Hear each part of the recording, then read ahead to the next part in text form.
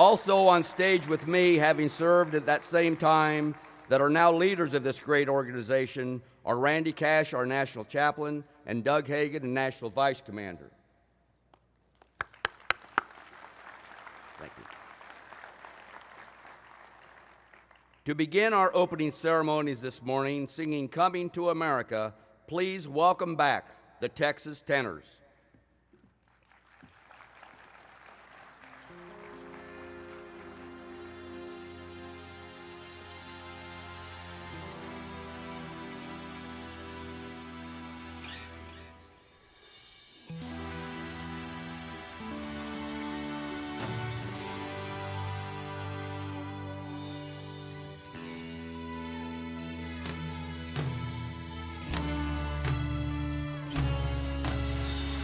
Over 100 million people around the world tuned in to see them become the #1 vocal group in the history of America's Got Talent.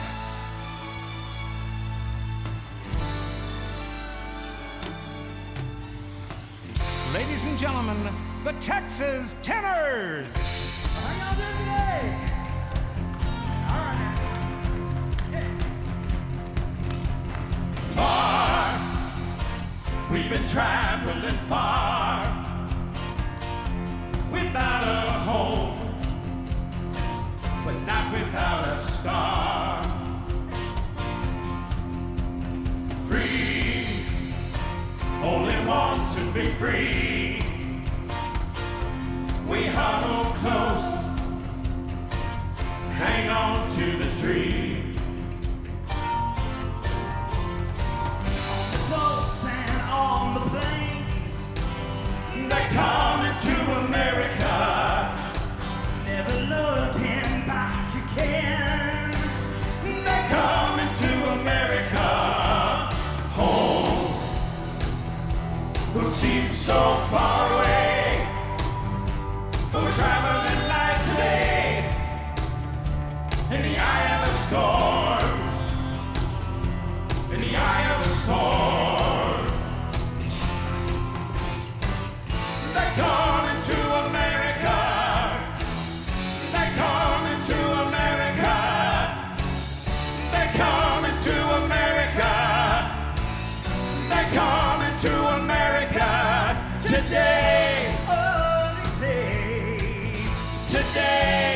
sweet land of liberty, Today. of the I sing. Today. Of the I sing. Today.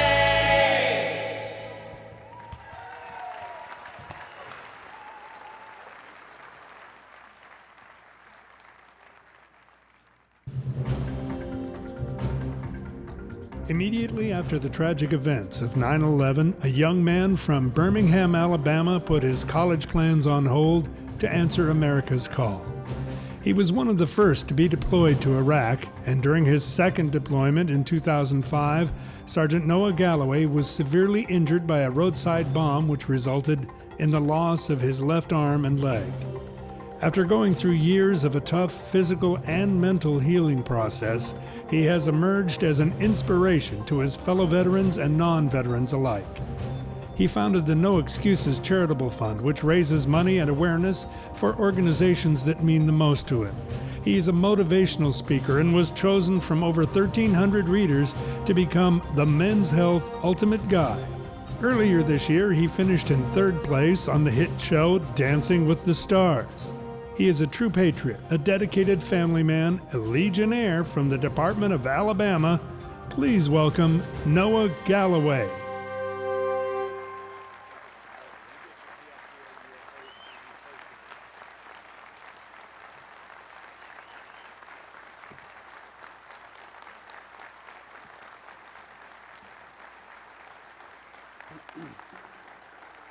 Thank you.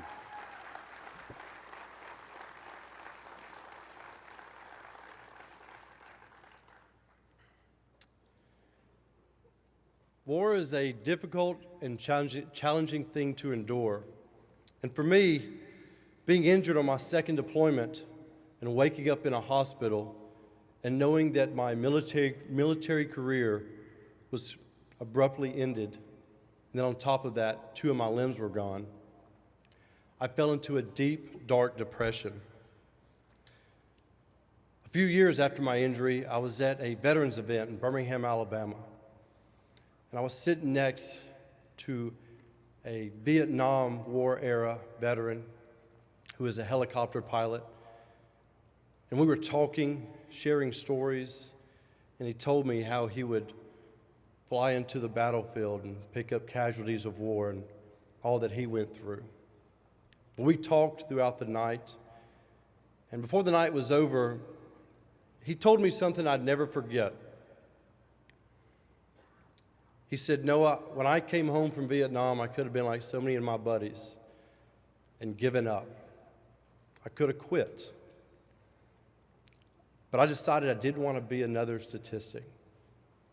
He said he went back to college, furthered his degree, started pushing himself harder than ever before. He became a success. He said he didn't want war to define him. Well, I remember when he told me this, I smiled and I nodded. But when I left and I got in my car, I thought, well, things were different for him. I don't have the same luxuries that he has, or, he doesn't know what I went through. I was wrong.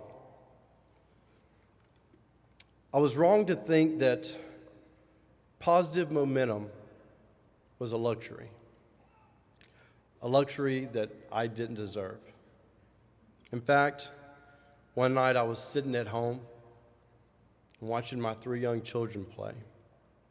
And as I watched them, I realized I didn't want them to start making excuses when things got tough on them as they grew up. And it was up to me to teach them that. So I started changing everything. Changed the way I was eating, started eating healthier, started working out, started pushing myself. And from there, I started getting into different races, 5K races, then 10-mile races, 13-mile obstacle course races. Started running marathons, climbed some mountains. Anything that people thought a person missing 2 limbs shouldn't do, I would go after. And that's what really helped me in making the cover of Men's Health magazine. Men's Health is the world's largest men's magazine. And I became the first veteran and amputee to ever grace the cover of Men's Health.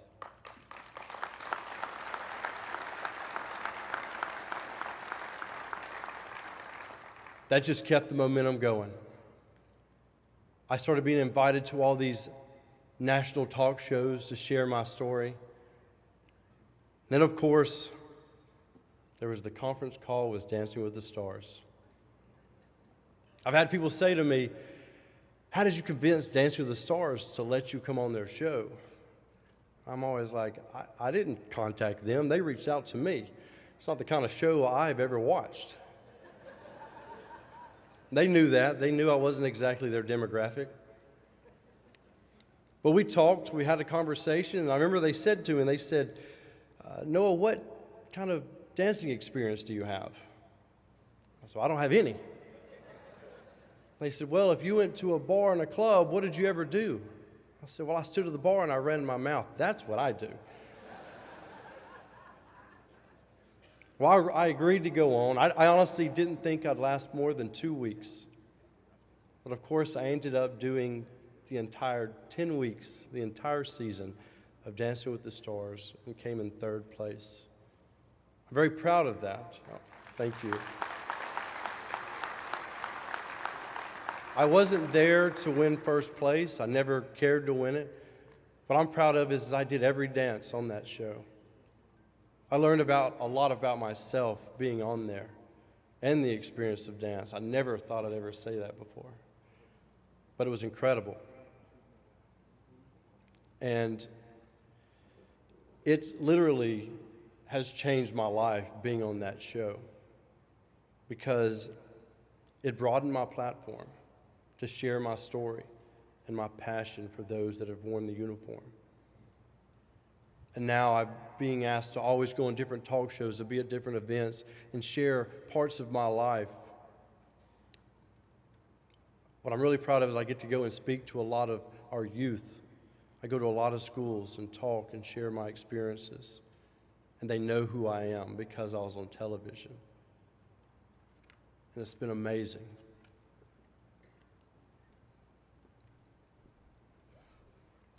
I feel like it's really important for stories of positive things that have come after the military to be put out there. Because it is my belief that the more positive that our veterans see, the more it will help. There is a veteran out there that is struggling. But hearing stories of not just mine, but so many others that made it through, pulled themselves out of that darkness, found help, and moved forward, it will encourage them. Because that's exactly what happened to me sitting with that chief warrant officer back in Birmingham, Alabama.